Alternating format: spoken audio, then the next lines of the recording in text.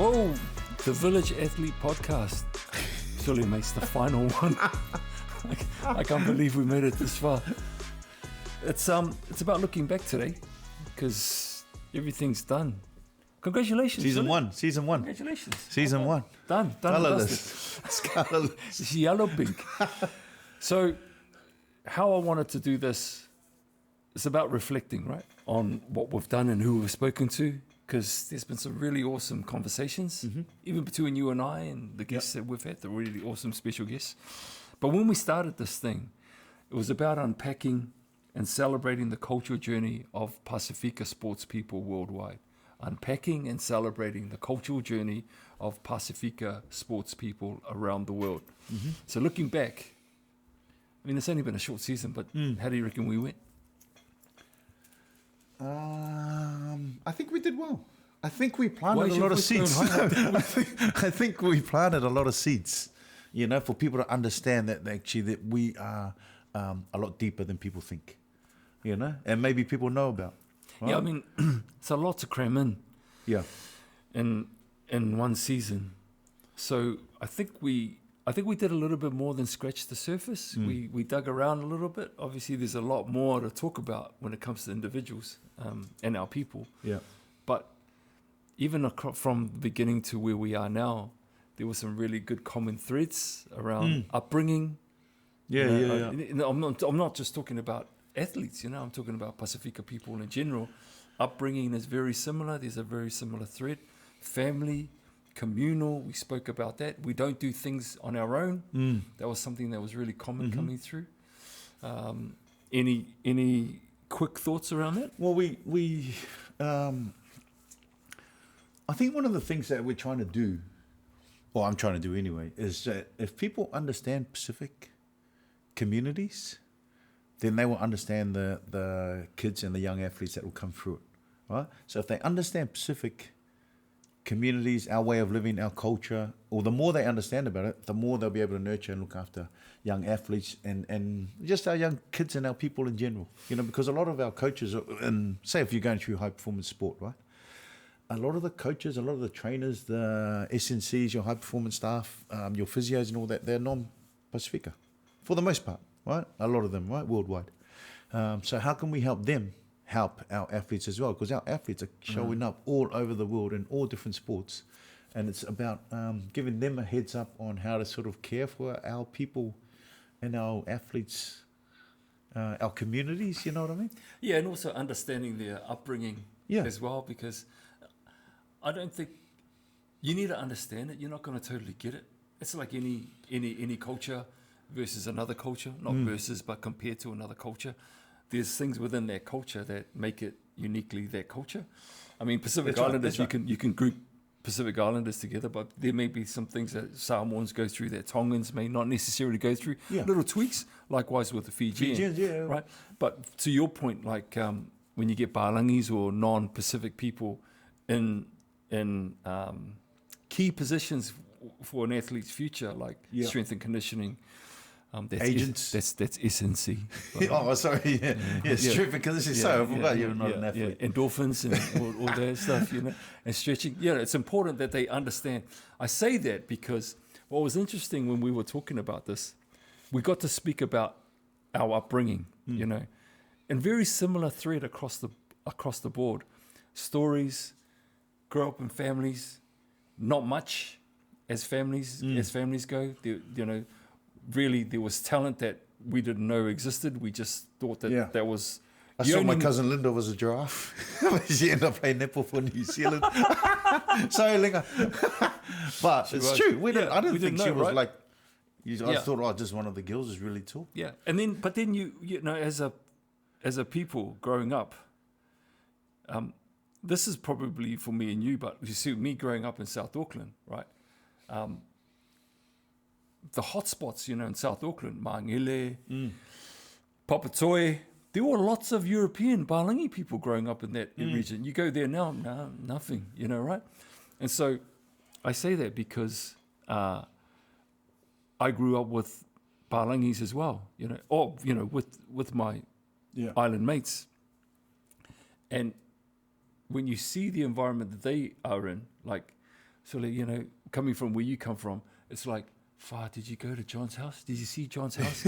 Sorry, did you know John lives in a 2-story house? He's got an aerial that isn't a coat hanger for his TV. You know what I mean? Yeah, yeah. And then when we got there, surely, mate, man, his mum brought out all these chocolate biscuits. Surely there's icing on these biscuits. Do you know what I mean? Yeah, yeah. Well, So I'm talking about us growing up in that environment. I don't know if someone who's non-European will be able to totally understand what that means for a young person growing up in that environment. But if they understand that that's what they grew up in, it might help them connect more with that individual. Does that make sense? Yeah, it does. But I think also as well, like say, when I was over in Oz for a few years, a lot of people over there never grew up with islanders. Yeah. Know nothing about them. But would be in the system as, you know, high performance staff or coaches or whatever it is, right? Agents. So for them, it's a foreign world. We might as well be Russian. You know what I mean? We might as well be from the other side of the world and them trying to help us. You know what I mean? So it's like for us, if me and you, if you're the warm-up coach already. So say I'm the head coach, you're the warm-up coach, right? And we've got a team. I'm the head we've warm-up coach. We've got a team, right? A team. We're taking a team and they're full of people from Poland. How do we nurture them? You know what I mean? Like, so it's in our best interest to understand a bit more about Poland. No, we put them on a bobsled, mate. You know what I mean? Or the Jamaicans that go to Winter Olympics. But it's that stuff. Yeah. You know, because I think the more the coaches and the people, like you said, who have influence on their individual's career and around it, the more they know about the individual and their background and their journey coming in, then I think they can help them through continuing on their journey. Yeah, that's about communication. And the athlete also willing to be able to share. I think that was important. Coming through this season, there's a role that the athlete has to play in terms of being open to be able to connect with the coaches around them. Otherwise, it's not going to work because it's not a two-way street. And coaches being open to receive it. The money? Wait, they're always going to take a good piece. No, but you know, for a lot of coaches, they're like, listen, I'm the coach. No, we're not doing it like that. We all train. I remember with the league of, we used to have guys that wouldn't go to training on Sunday. In pre-season, right? And they're like, well, I don't know what's happening with these young ones. They're here all week, but they don't come Sundays. Oh, that's because they're at church. Yeah, but we're training. You know what I mean? And until they adjusted training to move it outside of that Sunday window, then it was like, oh, shucks, I didn't realize that faith or the spiritual side of these athletes was really important to them. That's going to be a massive roadblock if you don't get that. Well, that was Michael, right? Yeah, well, it leads me to that when we spoke to Sir Michael Jones. Oh, Sir Michael, sorry. You've got to get that right, mate. He's got 2 titles too. Michael. But Sir Mix-a-Lot. But that chat, he was jeweled in on his faith. And he made his mind up very early on. I think young teens, 16, 17, that he wasn't going to budge from not playing on Sunday. It helped that he had a nurturing mum who was also brought up through that, saying, no, you're my son, this is the rules. But he also had coaches, remember, that try to convince him. Yeah. You know, you sure you don't want to train on Sunday? You sure you don't want to play on Sunday? No. Yeah. You know, and I think... because Michael was, also Michaele was such a good player, they ended up adjusting the system to him. Yeah, but that's later on. Yeah. But for I don't know if they would have done it for another player, like say, I don't want to say you, but say someone else. Unnecessary. If you had, you're the only one I'm looking at. Yeah. So it's like, would they have done that for another player? Well, obviously he's outstanding, but that's later on when he was knocking on the door of being an All Black, or when he was an All Black. Yeah. So he was exceptional. But for him to make his mind up at 16, 17 years of age, strong. While he was Form 1, Form 2, because they developed later out West Auckland. For him to make his mind up at 16, 17, that's a lot, man, for any young person at all. So he had that conviction, which you got to admire and you got to be proud about. But also he had a very, very strong, supportive family network. Now, he not only spoke about his mum, but the community around him, the village around him You know- was very, very supportive. You know, if he was playing in America, right? Say if he was playing American football, he wouldn't have played pros because they play on Sundays. Yeah. You know Well, what I mean? They don't play every Sunday. The high schools play on Fridays. They have Yeah. the Friday games. All the colleges play on Saturdays, Uh-huh. and all the pros play on Sundays. And then they have a Monday night football game. Then- game of the round. Yeah. They still do it now. Monday night football. No, they have like a Monday game, but the rest of them are all on Sundays. So if he was growing up, I was saying like in New Zealand they play sort of Saturday and Sunday, but in some countries it's only on that one day. Yeah. So that would have changed his whole sort of Trajectory. yeah. TR. What did you say? Trajectory. No, it would have. Yeah, It would have. but because it was here in NZ, I guess because I know in Australia they in some competitions in some of the states they only play on Sundays, like for the league boys. Yeah. Yeah. Okay. Something else that came out of Sir Michael, and everybody that we spoke to, even you, even in the industry that I'm in, sacrifice. Oh yeah. You know, the sacrifice that you have to make Yeah. in order to pursue your dream. So many different tangents we could speak about. You know, one that comes to mind about your friend circle. You know, your day ones. Are they hindering your advancement, or are they supporting your advancement? So that was a big one, reflecting back about sacrifice. I mean, I just watched the thing on Muhammad Ali, right? Yellow, red. That's funny. Muhammad and Ali, right? You know what he said? This dude asked him a question and he goes, "Oh, what was the most key, or the key aspect to your training that got you to where you got to? Was it your pad work? Was it your fitness? Was it your power? Was it your nutrition? And he goes, no, it was not going out to the nightclubs, not going to the parties with my mates, not chasing the girls or hanging out, That was the key to him doing all this stuff. So when a lot of people think it's here, it's actually what you do when you're not there in that space. And those are the sacrifices. We spoke a little bit about that along the way, but those are the sacrifices that if you really want something over here and there's something dragging you this way, then you've got to make the call. Well, listen very carefully to what I'm about to say now, Nigel. Because if you don't sacrifice for what you want becomes a sacrifice. Wait. Where did you get that from? But it's true, right? Say it again. If you don't sacrifice for what you want becomes a sacrifice. True. Isn't it? Yes, Isn't yes. it? And it's interesting that you say that, and I think about young athletes and maybe, people that we know who are coming through the system. They get caught up in the distractions, and something I know that you've mentioned as well. You got to be all in with something. Yeah. 2 feet in. You can't be 1 foot in and think that you can make it on talent alone. Someone else that springs to mind who we've chatted to as well was Tana. Yeah. Tana Umaga, Yeah, remember he was talking about when he clicked over, when he actually invested in himself and got a personal trainer in the preseason. Right, Super Rugby. This is so late. And he was already Super playing Rugby. sort of semi-pros, I guess. Might have even been pros at Super Rugby. Yeah.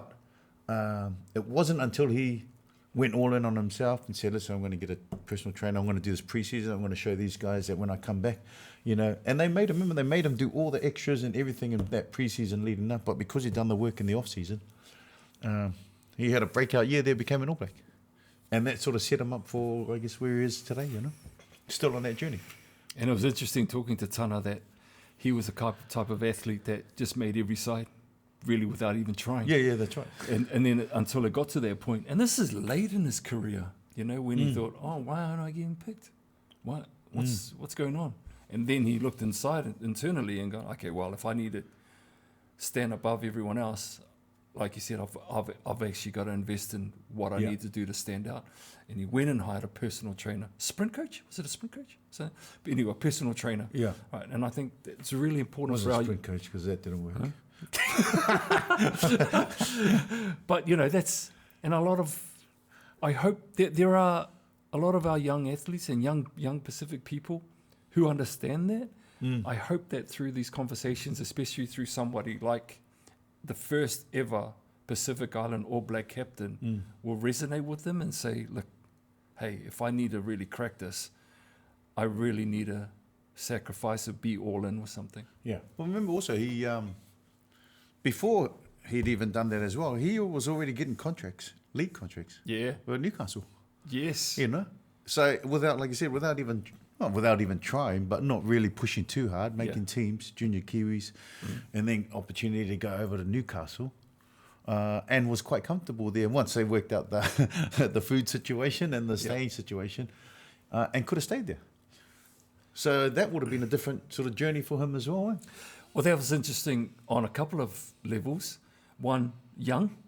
He had a couple of mates with him. Yeah. By the way, watch the whole podcast of, if you haven't watched it already, with our chat with Tana, because he explores this in a lot more detail. But a couple of levels. He was with a couple of friends, but it's also the moving away from home as well into a new environment where everything's new. You know, we explored that a little bit and the impact that it has on the person, the athlete, mentally and physically. Yeah, it's massive. Massive. You know, like, well, big for down here in I guess in the Pacific and stuff. I'm guessing in the States as well. I know we mentioned that for a lot of athletes in the US, they're resigned to the fact that they have to leave. They're going to go away to college. I'm going to get a scholarship from here. I'll pick one and I'm off. You know what I mean? And which is usually outside of the town you grew up in. And then from there, if you go into the draft and you get picked in the pros, you're going somewhere. You're going wherever you get picked. So I think they're used to that mentality a lot more than we are down these ways. But it's still tough, very tough. Yeah. You know? And that's why because it's the cultural component that you're, regardless of where you are, you're still a Pacific person in the States, right? So my nephew is over he grew up in LA, but he's over in Texas at the moment, at college. So he would be going through some challenges there, and even with the parents. I was going to say. Going through, flying there all the time to check up on them. Yeah. And a big part of this whole process as well, or a big part of the equation, is the village has a really important role to play in supporting the athlete, or, maybe it's their son or their daughter. What role do they play? One question that we kind of asked, I guess, when we're on was, well, how much involvement is too much involvement? And no one could give a real, clear answer on that, right? It's sort of like, wow. Well, Tana said, was it Tana who said tough love? Michael. But, also they can only speak from their experience. Yeah. And everyone has a different experience with their parents, obviously, But it's like Tana pushed away from that space and kind of rebelled and went to play league, remember? So it's like, I think it's a different, if you're looking from a parent's perspective, right? And I'm guessing there'll be more parents out there watching this than the kids themselves. That communication is really, really a powerful tool. Critical, eh? Yeah. It's interesting you brought up Tana, because his cultural journey at the very beginning, I think, was pretty similar to mine. Like, I pushed my culture away. Yeah. I wasn't very comfortable in being who I was in my skin. Pretty lost with my identity, to be fair. And he was very similar. But it was really encouraging to hear how he's come full circle with it. Yeah. And he's so proud of who he is and very comfortable in his skin. Do you reckon that's, he's a lot older now. Do you, is it just a growing up thing? Or should you, like a maturity thing? That you are comfortable in your own skin? Is it people you surround yourself with? Yeah, I don't reckon. I think it's more an internal when you're ready type of thing. Because a lot of people get pushed into doing things, right? Whatever it is. And if you're that type of person that doesn't like being told, whatever, probably like our other guest, Jenna, right? Doesn't like being told, you shouldn't be doing this, you can't be doing this. Oh, well, stuff you, this is what I'm doing. Because, you're headstrong like that. It can take you down sort of, a different journey, if that makes sense. Yeah. Well, are you saying a different... you just push back on your own identity because it's like, well, you know what? This is the side of the, maybe a side of me or my culture that I don't like or I don't agree with. So I'm parking it there and I'm on. And you only come back when you come back. It's not like when someone else tells you come back. It's not like you hit like 20 or 30 and you go, okay, sweet, now I'm going to go back to that. Because now, now I'm 20, I've got to do this. It's like moving out of home. Our people don't move out of home just because we hit a certain age. Yeah. It's like when you're ready. And you might have a family. I mean, your family might come into the home. You know what I mean? Just make the home bigger. So it's like, it's. I think it's an individual thing with regards to identity. And when you feel comfortable to embrace it and unpack it. I think some people never do. Never get there, I think. Yeah. Yeah, that's fair as well. Yeah. I can't help but think that, and I've had this with my kids as well. When you said that, there's a part of their identity that they go, well, I'm not comfortable with that, so I'm going to park that, and then go over here. I kind of feel like sometimes with our young athletes and young Pacific people in general, and I'm generalizing here, this is from my own experience, that sometimes they see a challenge, and instead of walking towards the challenge, right, which you would encourage a lot of people to do, they park it and go somewhere else, close the door on that and go somewhere else, and feel like they need to take up something new over here and not address the walking towards a challenge. They're walking away from their challenge and setting up a new chapter without addressing this challenge over here. Does that make sense? Yeah. I think some of it's mental as well. Yeah, and you know what I think also is, like say if we're sort of in the sports environment, right, or as a young athlete, right, I think the first thing you do when you see a challenge is, for Pacific people, we look sideways to see who's with us. Remember that communal mentality, right? Because we don't do stuff alone, right? And that's why a lot of our I'm guessing a lot of our people shy away from being captains of teams. You know what I mean? Because you're out there as an individual. Whereas if you've got a collective, or you've got the support of the collective, and they're sort of going with you, for example, it's a bit different, if that makes sense, I mean, and I had to go through it, and I was lucky enough to sort of lead a couple teams over the years. But it was like, I just came back from camp, right? I was involved with Toa Samoa, right? And we had a new captain.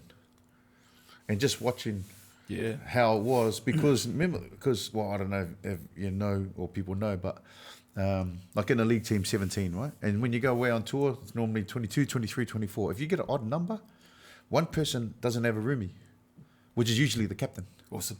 So the captain has their own room, Yep. And then everyone else, you've got your roommates, right? Yep. But what happens when you have your own room, you're actually quite isolated. And if you're a Pacific person, and I sort of had one a few years ago, and I didn't like it because it was like, it's quite boring. But you're also on your own in the team. Yeah. And you don't want any special treatment, but it's just like, that was just how the numbers are made up, So I think that Pacific sort of, when there's a challenge that is in front of you for a Pacific athlete, I think one of the first things we do is we look sideways to see who's with us. Yeah. And then if we're all going in, we're all going in. We're all going in the water. We're all going in the water. We all got to get around that buoy that's all the way out there. That looks like a little island. We're all going in there. But that's you know what I mean. Like we're all doing it. Yeah, you're right. And that's I think that might be a Pacific thing as a cultural thing as well, or an element to it. I think there's some things that are challenges in that respect that the individual needs to sort of take accountability for and go, well, I might have to move out of my comfortableness here to be able to, if you're the leader, to actually be seen as a leader as well. But bring your crew, bring your family, bring with you, type of thing. It's funny you say water, because let's talk about some stuff that we did on the show that on the podcast that people really resonated with, without going into too much detail. Scuba Steve incident with the Bulldogs. I think there was more clash of cultures as opposed to water. No, I think that you were just, I don't know what you were thinking about, man. I don't know what you were thinking about, but you had oversized flippers that weren't even for... It was true. Weren't even for whatever you were doing. You should have got the smaller flippers. But it's funny about our people as well. Not funny. Interesting about our people. For the most part, can I say that our people Are practical? It's funny how we live around an island. Right? All of us live around an island. But swimming is a challenge for a lot of us. Hey, we're surrounded by water in our natural environment. Yet swimming is a challenge for all of us. Well, we've got canoes. All of We've us. got canoes, man. Yeah, that's the thing. Yeah, but you know, because I think it's also boring swimming. Isolation. Well, yeah, You're by like you're yourself. isolated, yeah, but you know, you're not jumping in the water or jumping in the pool, follow a black line for 4 hours. You know what I mean? Yeah, but you're At the talking bottom about of a the pool. pool. I'm talking about open water. But in the open water, you have fun out there. You know, you find the rocks and you jump off. You know, you're jumping off the waterfalls. You know, all that sort of stuff. You It's can a still bit go more in fun. with your jeans and It's stuff. a bit more fun. Well, But it's practical. You know, the thing about the islands is practical. And I remember another story, right? With one of the guys that I know. I'm not going to say his name, Brian Lomatia. Sorry. But he was at Communal, right, many moons ago. And one of the old Communal boys told me the story that, because when you get your training gear, you have to go there, right? Sponsors and all that sort of stuff on, right? So he goes to training. He doesn't know where his training top is, right? So they were sponsored by Reebok. So he got one of his old shoe boxes, with Reebok on the side, cut the Reebok out, sellotaped it to his top. Yeah, honestly, boy. sellotaped it to his top. And he's a Mangele boy too. He's a Mangere boy out south side, and went to training. And I know one of the boys that was at training saw him, and he was telling me the story, and he's going, "Oh my God." Did he want to belong? But you know, all he was thinking was, well, I need the sponsors' logos on my top because this is the new world that we're entering in. We don't know what you're supposed to be doing it, but you know, this is what I think works. Let's go Reebok. You know what I mean? Plus, you want to. And now he's a police officer. But you know, he didn't want. I can see that happening because he didn't want to feel like. Well, that's right. One, there's a whole lot of things going through his And head. then you get fined if you get don't have fined. the right gear. You want to look like you belong. You know, you don't want to break any rules. Yeah. Ah, And you want to can survive imagine- that environment. You want right? to survive that But it's an environment. environment we know very little about. Yeah. Or knew very little, but we know a bit more now. Yeah. But Yeah. we're still sort of learning. But there's also other environments. You know, golf. We've got some young golfers coming through. Tennis. You know, some young islanders doing pretty cool in tennis around the world. I want to give people a heads up. Actually, just staying with water at the moment. You're like, We're back to water. well, sorry, I just want to. Yeah. This is why, you know, and we all grew up with this. I Yeah. can say all of us, but you know, this is why something I don't understand, but it's just part of our culture. Always a part of our culture. When you see islanders at the beach, it's a big process, man. You know, that beach trip starts at 5 o'clock in the morning. Yeah. You know, you load up your bus, you go to an Auckland City, Winderhome, or whatever it is, Long Bay, or whatever it is that you need to go to. Shakespeare, right? Put up your marquee, right? No one ever hardly anyone goes into the water. They go to the beach just to sleep in the marquee. You know, isn't that true? And play touch. And play touch. Yeah. You know But what I cricket. mean? Yeah. But that's Yeah, we did all that. Yeah, well, we all Yeah, did. yeah, we yeah, all that's right. did all that. So I guess this is going back to one of our original points about that's who we are as a people, and if people outside of their circle need to understand the very communal nature that we are. What else? It's a hard thing if someone else was from outside of their circle. If you're Balangi walking past that, and you were there In a for bikini. oh, you sort of good luck to you, What about mate. the bikinis? Good luck to you if you walk past in a bikini. But you know, but if you're Balangi walking past that environment and you're seeing everyone sleeping, you sat down there for 8 hours, and you go to your partner, these people are not even getting up. They come here to sleep and not even go in the water. you know. So it's understanding some of that sort of stuff. Sorry, I'll leave water for now. That's it. Moving on. We talked about sacrifice. Well, actually, one more water one, right? Oh, yeah. School sports, swimming sports, right? School. And I remember at a school I went to, right at St. Paul's, you know, you got the lanes, and they go, okay, next up, anyone who wants to do freestyle. All right, next up, and then backstroke, and then breaststroke, whatever it is, right? So you're doing all this stuff. And I reckon we probably had the same 10 guys swimming all the races, right? Balangi. As soon as lunchtime comes, 300 islanders in the pool, and we're wrestling. We got half an hour playing wrestling. And then we got, you know, Macho Man Randy Savage there, and everyone's doing this. And as soon as lunchtime finished, back out Everyone again. else. That was it. That was swimming sports for the 5 years I was there at school. That was swimming sports. You just reminded me. The same guys. You just reminded me of something else, man. Did- Waka ama. You know, it's Yeah, amazing. waka ama. It's amazing how We're good at waka ama. we're good at staying in the canoe. Yeah. But as soon as the canoe tips over, hola, mate. There's a story like school sports, wakaama, everyone's in the canoe. These are even all the rugby boys, right? We're all in there. So people have this expectation that these guys are going to be solid, you know, right? Right. Everyone's laughing and, you know, maali and cheer-hooing and all that, right? Paddling away. All of a sudden there's a rough, like a rogue wave and tips the boat over. Man, I have never seen so many of the boys walk on top of the other crew just to get to safety. Just forgetting about anyone else. They were just fearing for their lives. And it didn't matter who was in the boat, mate, it's every man for themselves. Totally. It's like, that's how water's not our thing. It's our thing, but it's not our thing. Yeah, well, you know what I mean. It's a massive, we talked about sacrifice. Self-discipline was also really, really important. That's the why, right? That's the why. Because Is it the why? Yeah, but the why will give you that self-discipline. You know what I mean? Like if Yeah, you the why really will work out the why, your why, it'll help you with self-discipline. Yeah, You but know that, you know, that's something that I, from the year, everyone we spoke to, even when you and I spoke, it doesn't even matter what discipline, whether you're in athletics, whether in your sports or not, if you're not self-disciplined, you're going to struggle. Yeah. Or you won't get as, you won't reach your potential. Yeah. You know? Yeah, that's Some of them true. don't want to struggle. They're just like, oh, I'm cool here, man. I'll just, you know, run this race, or I'll just play a couple of games here and I'm good here. I'm comfortable here. Okay, that's cool. What is it though? You know what I mean? You know, this is the frustrating thing for a lot of people, I think, Yeah. who can see so much talent and potential in our young people. Yeah. And our, especially with our Pacific athletes, you know, our young boys and girls, we're gifted. We're gifted when it comes to that. But when they don't realize it themselves and aren't prepared to sacrifice and get into the self-discipline, that's when it becomes a little bit challenging and frustrating for the village who's trying to support this person, their son or their daughter. It does.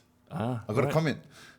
I found the comment on, you know, I got a comment. No, you know, I was telling you the comments. What do you mean you got a comment? No, there was a comment online, you know, like, because I wanted to sort of check, you know, from one of our episodes? Yeah, somewhere along the line.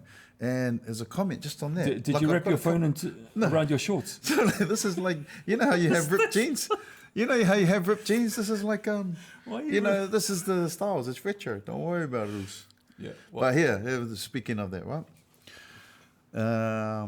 So this is an online comment from This is an online comment.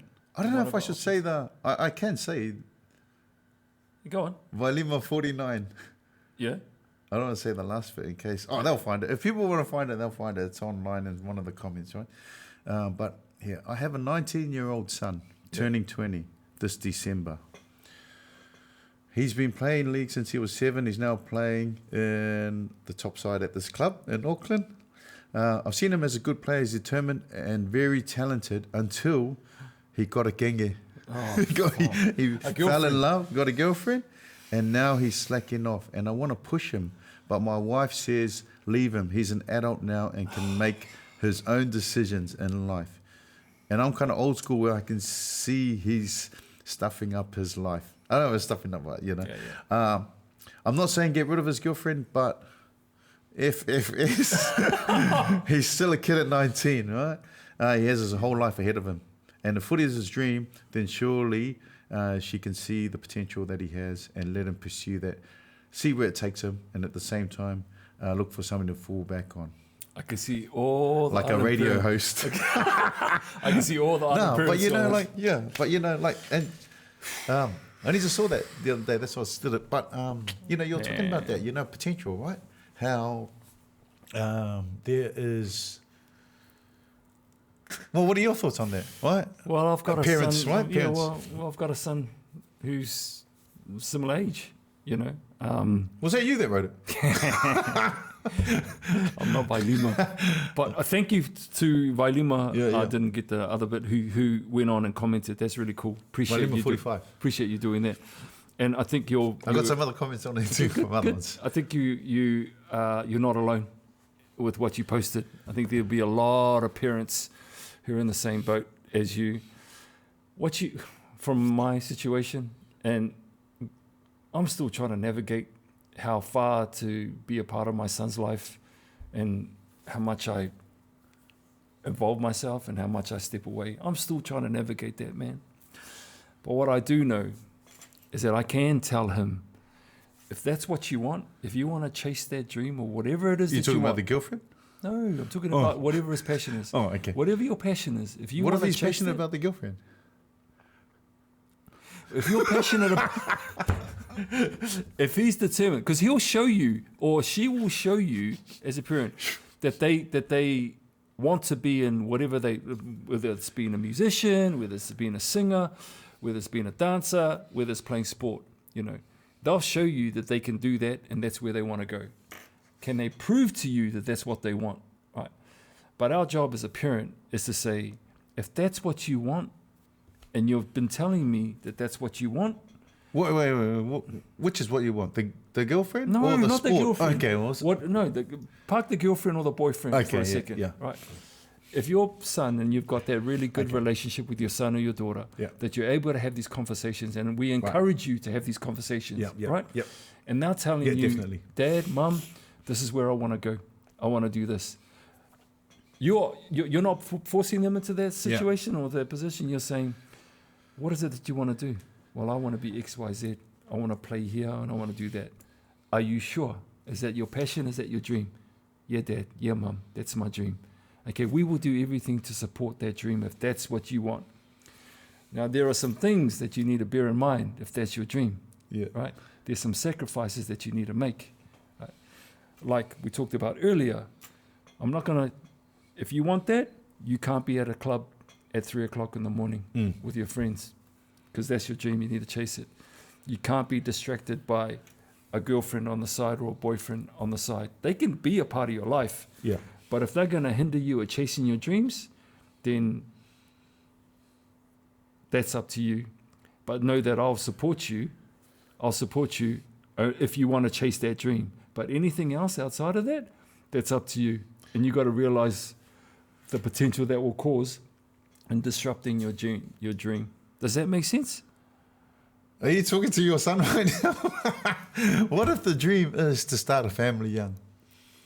Not young, start a family. This is about this. Well, I'm just saying the comment. That comment. Yeah. But I'm just saying, what if the individual's dream is just to fall in love and not play sport, not be committed to sport. Yeah. And if your son even or if daughter, they're like a talented athlete, like the ones that we've had on, and we've spoken to them, and they go, "No, you know what? I don't want to do this sport. I don't. I'm not into it." It's going to be a hard pill to swallow as a parent, because you see the potential of your son or your daughter. Don't get me wrong, far out. That'll be hard. Yeah. But so what did the parents do? The parents would, I would say, here's the lay of the land. Yeah. This is where you potentially could go. If that's what you want, if this is what you want to chase, then I'll support whatever it is that you want to chase, right? But if you say, nah, that's not me, Dad, right now, that's not me. I want to go somewhere else. Yeah. Then I'll go, well, you're my son, you're my daughter. I can't help but not love you and support you with whatever you want. Mm-hmm. But know that if you give up on that dream or you stop pursuing that dream, then if you want it again later on, there's going to be another hill and mountain to climb. Yeah. Because you're so close to getting it here. But if you pause on that and you want to go some other direction, you also, as a parent, got to make them aware that if you want to come back to that dream, then there's it's going to be harder. Is that fair? Right. It's going to be harder. Yeah. I mean, I think as a parent, all you can do is let your child, your son or your daughter, know how you feel about it. That's it. Yeah. That's it. Because, if you go, listen, I want you to keep playing the sport. I want you to keep playing tennis, whatever it is, basketball, right? I want you to keep playing. You got to do this. Don't worry about your girlfriend. Then you could potentially push them away even further from that sport. They don't actually hate the sport. They just hate somebody making them play it. Yep. You know what I mean? that's which fair. could make it a lot harder. Yeah. And then they'll go further that way, which is similar. Well, I can't just keep talking about Tana, but you have to go to church, you have to go to church, you have to go to church, pushing them away a bit further. You know what I mean? When you're forcing people to do stuff and they don't want to do it, it just pushes them away even more. So I think I think they still need to express to their son and the daughter, or the daughter, or whoever, whatever, as a parent, you have to let them know how you feel about it. And then, like you said, you speak a bit about some of the consequences of the decision. If you park it for a year, that's cool. If you're not ready, there'll just be some new challenges, obstacles and hurdles along the way. But we can overcome them in a year's time if you want to have another crack at it, Or it might not happen. Someone else might get a spot, come through. And it happens all the time in pro sport. Somebody gets injured, someone else comes through, kills it, and now it's their spot. And now you're sort of back of the line. Yeah. You know what I mean? Yeah. And it happens all the time. Yeah. But it's a resilience thing as well, and it's also an opportunity to really sort of look deep into what you really want to do. Do you really, really want to be a pro athlete? No, or you just want to get the tracksuit? You know what I mean? You just want to get the uniform. You just want to go and travel. I don't know. There's different things, If you want to go and travel, get a job, save up, and just go and see the world that way. Yeah. You know what I mean? I agree with you. There's nothing that I don't agree with you there. But as a parent, you have to be able to communicate with your son or your daughter, and then show them the lay of the land. As if you decide to go down here, right, great, this is what's going to happen. If you decide to go down here, potentially this is what could happen. Because I think that's my responsibility as a dad to go, this is the lay of the land. But ultimately, the choice is theirs, right? The choice is theirs. Okay, no, we're not planning this, right? But I actually got another comment. There's another one that actually rolls into what you just said. Oh, yeah? And this is from one of the other guys, right? Oh, well, from Jay, our mate, Jay Langaya, right? That's awesome, Jay. And Jay's like for People those that know don't Jay. know, he's like water rats. He's like You're like, talking about he's the a program. breakthrough actor. Yeah. For our Pacific people in Australia, New Zealand. That's cool that Pacific, he's jumping all on over. our podcast. Thank you, Yeah, Jay. no, he's I'll cool take it, cat, love Jay. it. I've done a bit of stuff with him over the years. But the man jumped on. Yeah. And we're just talking about that, right? So this is what he said. I'm not sure what episode he was referring to. It might have been the same one. The age of your child is how many seconds you have with their attention span. You have to choose your words wisely. You are the adult, not the kids. Children don't learn, they imitate. If you wake them for school flustered, angry and shouting, that's how they're going to learn to start the day. We imprint on our kids their behavior by demonstrating it in our own actions. Come home from work, grab a beer, sit in front of the TV. Maybe you could come home from work, check on your kids individually, ask them about their day and stay, play and listen. Chat with your wife, husband or partner and show affection because kids see it, then they do it. Right? So this was, and this was the stuff that we were talking about. I know the episode, it was when we were talking about how when you as a parent say something to your kids and your kids don't want to hear it, but someone else says the same thing. Yep. Selective hearing type stuff.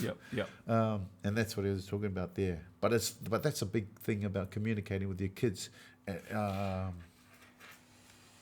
on the daily, so that when you need to do these maybe tougher conversations, you've already got a rapport with them. You know what I mean? As opposed to only talking to them when this happens or that happens.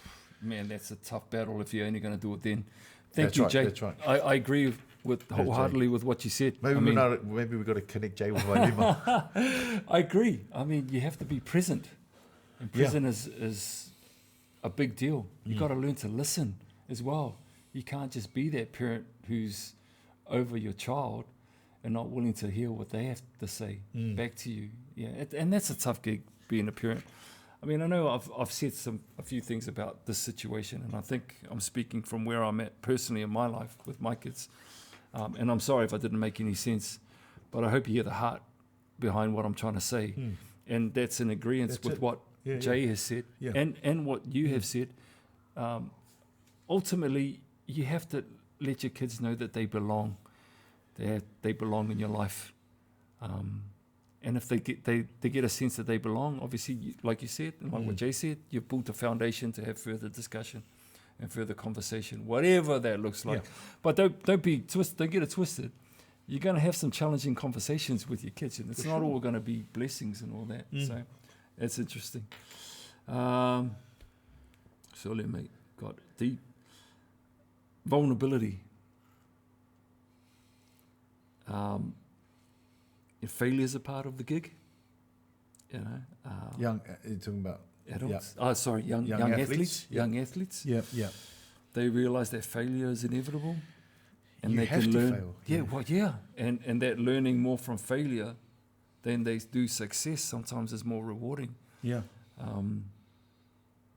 But each time the athlete fails or loses or makes like a mistake or whatever, you would hope that their resolve gets stronger and their resilience gets stronger as a result of that. And I hope that our young athletes see that there's nothing wrong with making a mistake Yeah. or, falling over.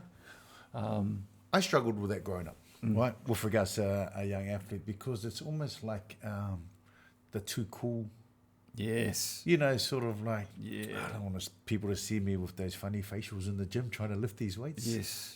So you don't push yourself as far as you can, and you try and stay in that comfort zone. And I remember we used to, but I don't know if it was just being immature as a teenager, because you don't really think about it, that deeply, right? But we used to laugh at the guys, I guess, in the gym that are trying to lift weights and couldn't do it, but not realizing that was actually a part of success, like learning how to fail. And so my boy right now, he's 16, right? And he's going through getting into some gym work and all that sort of stuff. But he had to do testing on day one, right? With Ming, with one of the boys, right? But part of that was you have to fail. So you know what your max is. Yep. If you're doing your bench or your squats or your deadlifts, whatever it is. So when you fail, okay, sweet, that's what they write down. Yep. Okay, that's the baseline. Now we can grow from that. But if you don't fail, there's no baseline. Yep. So you can't grow. And I didn't realize that until later on in life, when I was sort of in the pros for about 3 or 4 years. And I was like, oh, okay, sweet. Oh, right, okay. Because you just keep pushing yourself and pushing yourself and pushing. And as a pro, you have to push yourself every day. Yeah. Every day.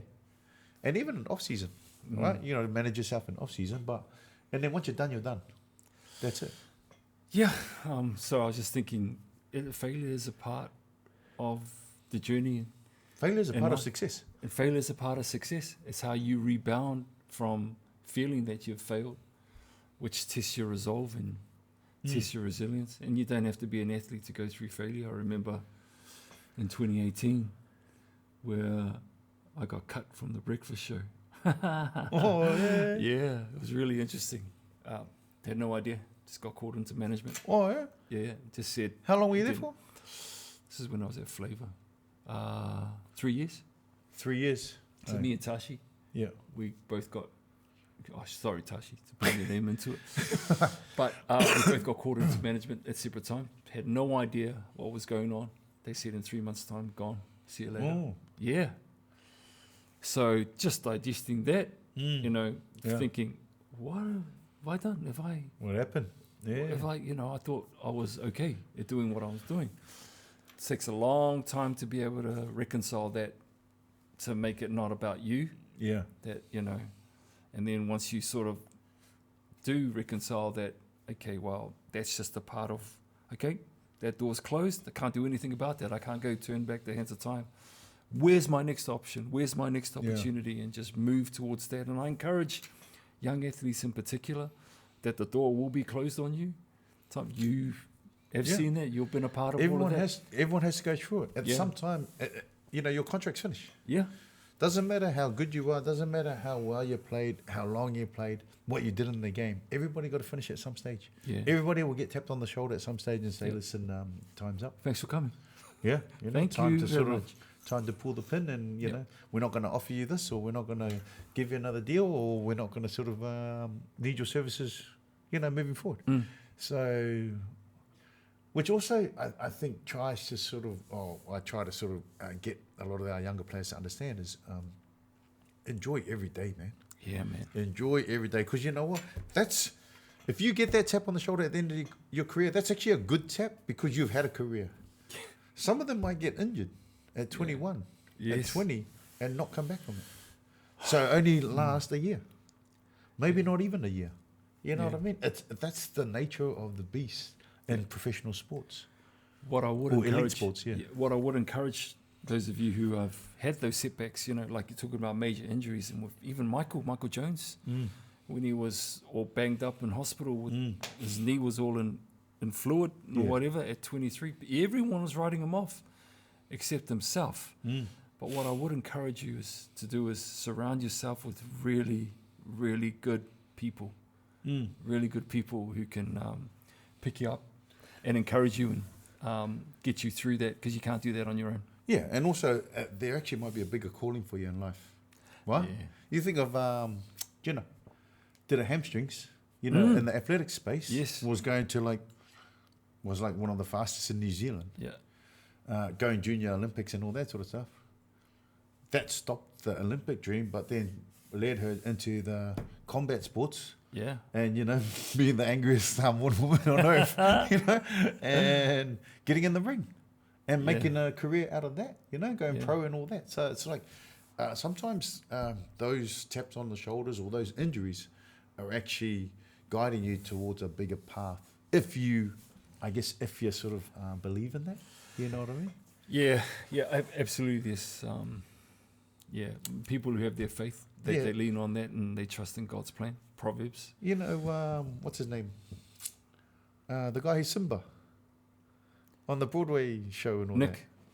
Afua, is it? Yeah, Nick Afua. Yeah. Because he was Nick is good. like a junior All Black, like New Zealand secondary schools and all that sort of stuff, wasn't he? Singer, gifted. Yeah. That Nick, I don't know him, but yeah, Nick's reached out. I know Nick's reached out. Yeah.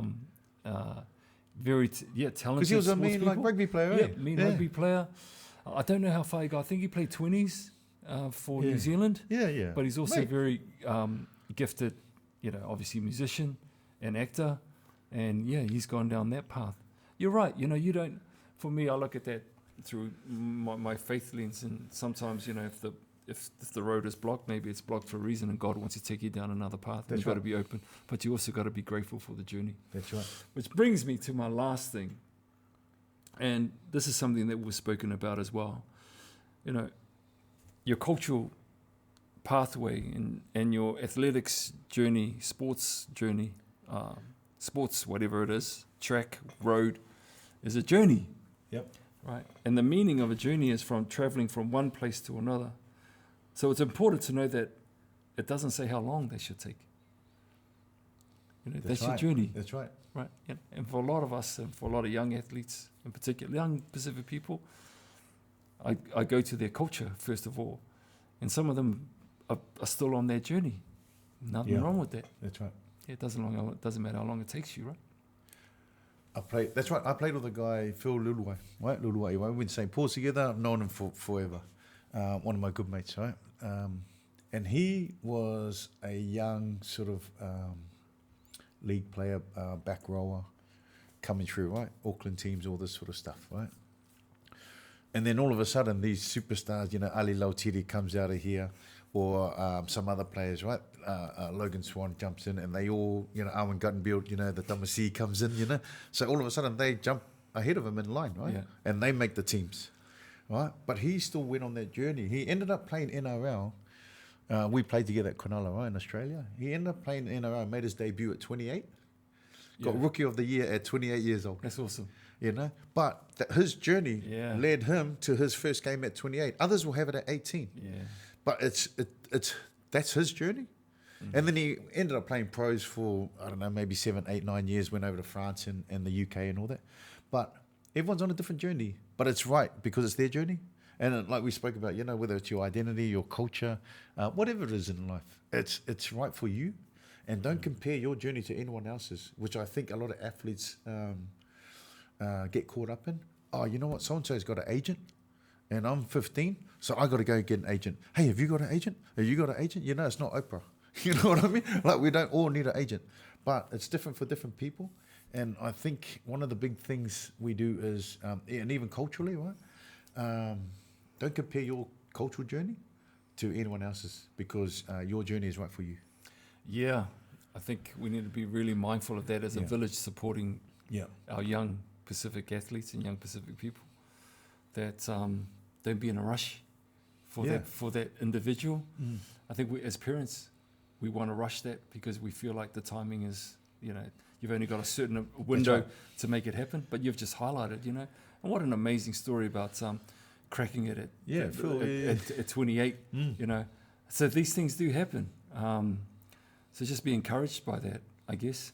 And I hope, if there's nothing else that you want to add, that, having this chat has, or the last few months that we've been putting this together, that ultimately, whatever we've said, you've had a little bit, maybe you've had a giggle with it because it resonates with your history, it resonates with your story culturally or whatever, and you have a similar story. But hopefully it's been able to help you in whatever place you're in, whether you're a Pacific athlete or whether you're a parent. Hopefully it's done there, because that's what we're here for, right? Yeah. I think we just want to highlight, right?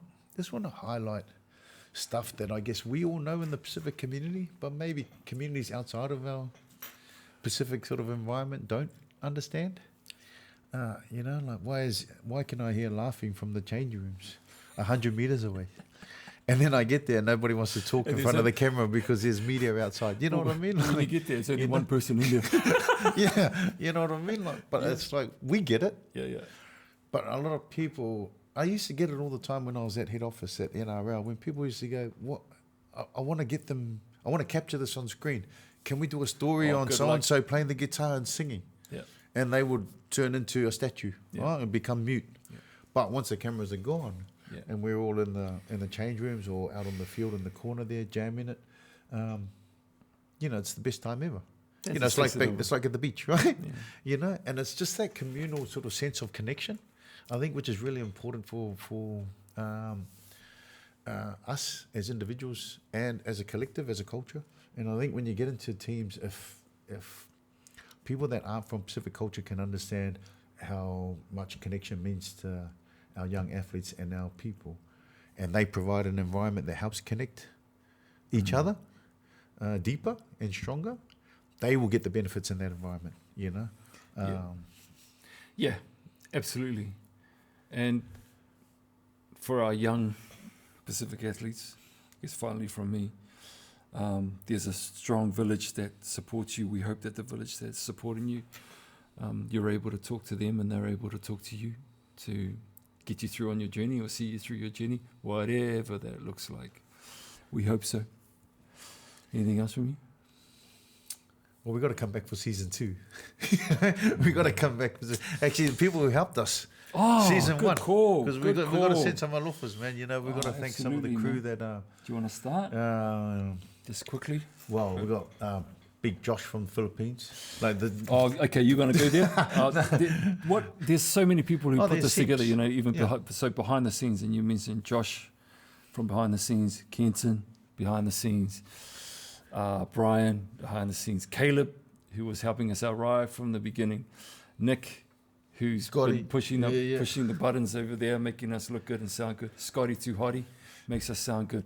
It's not just you and I doing this, so if I've missed somebody out, I apologize. But acknowledgement to Shine TV and Rima Media for making this possible. Big Dog Luke and Lucky Michael Luke. Brown, appreciate your support. Really, really appreciate it. Kat and Alan, we got some of those little cartoons that we've been making up. Yeah. 619 for our logo. For the Filler. radio, Yeah. 619. I think we've had some good people support us. Absolutely. But I think they get it because we got no coupons that we haven't given them any. But they get it because we're just trying to help. You know what I mean? Just trying to help. They get it more when we give them coffee. It's funny that, when we bring them coffee, they get it heaps more. But that's us, man. The Village Athlete Podcast is out for 2024. Season 1. Season 1. But we're back. We will be back. Imangwea. Season 2. Sick.